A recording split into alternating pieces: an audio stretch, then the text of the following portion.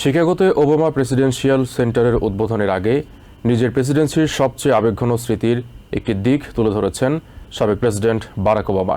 নতুন এই সেন্টারে বিভিন্ন প্রদর্শনীর মধ্যে সাধারণ মানুষের লেখা চিঠির সংগ্রহকে নিজের সবচেয়ে প্রিয় অংশ হিসেবে বেছে নিয়েছেন তিনি। উদ্বোধনী অনুষ্ঠানের আগে ওবামা জানান, প্রেসিডেন্ট হিসেবে দায়িত্ব পালনের সময় সাধারণ মানুষের সঙ্গে সংযোগ ধরে রাখার জন্য প্রতিদিন তিনি কয়েকটি নির্বাচিত চিঠি পড়তেন।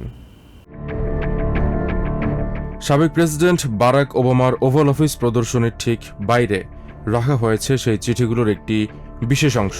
সেখানে দেখানো হয়েছে প্রেসিডেন্ট থাকার সময় প্রতিদিন তার কাছে আসা হাজার হাজার চিঠির মধ্য থেকে নির্বাচিত কিছু মানুষের গল্প। ওবামা জানান, হোয়াইট হাউসে থাকার ৮ বছরে প্রতিদিন প্রায় ৪০,০০০ চিঠি, ইমেইল ও বার্তা আসত। এসব বার্তার উত্তর দেওয়ার জন্য একটি আলাদা চিঠিপত্র বিভাগ কাজ করত। সেই বিভাগ প্রতিদিন 10টি প্রতিনিধিত্বমূলক চিঠি বেছে নিত, যা ওবামার ব্রিফিং বইয়ের সঙ্গে রাখা হতো। সাবেক প্রেসিডেন্টের ভাষায়, কঠিন সিদ্ধান্ত নেওয়ার সময় সাধারণ মানুষের বাস্তব জীবন ও সংগ্রামের সঙ্গে যুক্ত থাকার একটি উপায় হিসেবেই তিনি এই অভ্যাস শুরু করেছিলেন। তিনি জানান, অনেক চিঠিতে মানুষ অত্যন্ত ব্যক্তিগত অনুভূতি প্রকাশ করতেন।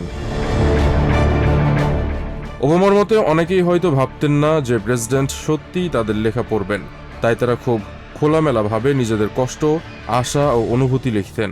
তার মতে এই প্রদর্শনী তার প্রেসিডেন্সির মূল চেতনা সবচেয়ে ভালোভাবে তুলে ধরে, যেখানে সাধারণ মানুষের জীবন, সমস্যা ও স্বপ্নকে গুরুত্ব দেওয়ার চেষ্টা ছিল।